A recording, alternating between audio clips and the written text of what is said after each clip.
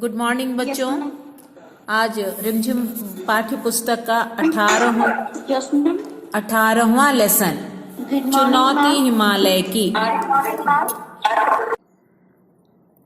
ये लेसन है रिमझिम पाठ्य पुस्तक का 18वां लेसन चुनौती हिमालय की।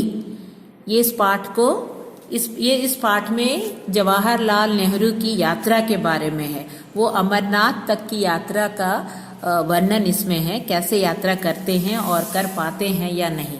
चुनौती हिमालय की। ध्यान से सुनो बच्चों, सुन करके फिर पढ़ने का प्रैक्टिस करना।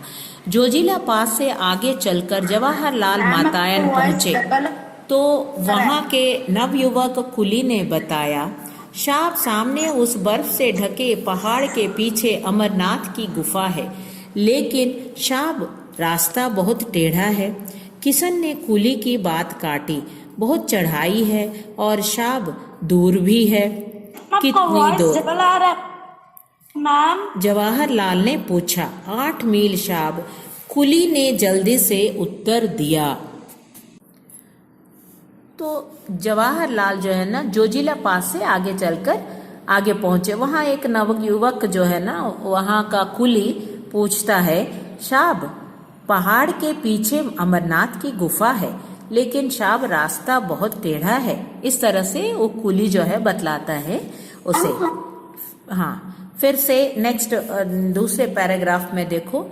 बस तब तो जरूर चलेंगे। जवाहरलाल ने अपने चचेरे भाई की ओर प्रश्न सूचक दृष्टि डाली।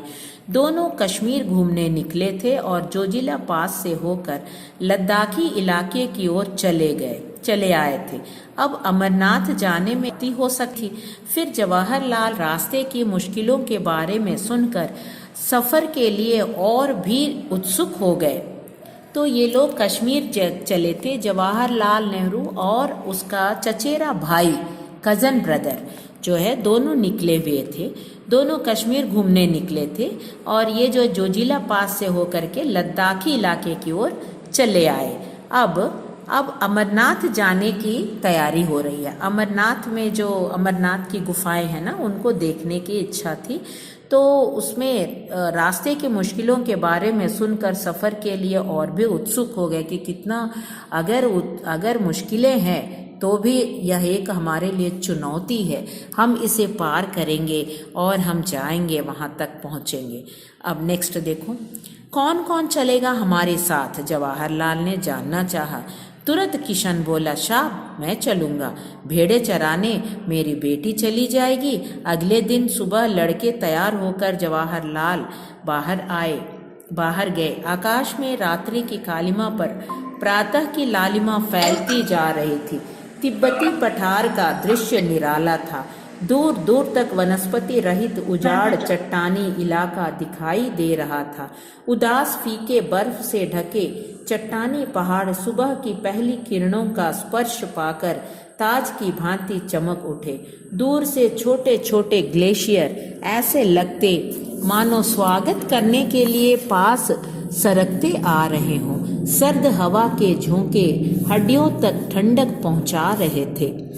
तो बच्चों यहाँ तक जो है वहाँ के ठंडे और बर्फ से ढके पहाड़ों का वर्णन है, वहाँ का वातावरण का वर्णन है कि किस तरह कैसे वातावरण वहाँ जो जाने के लिए एक कुली जो है तैयार हो गया था, किशन नाम का एक कुली।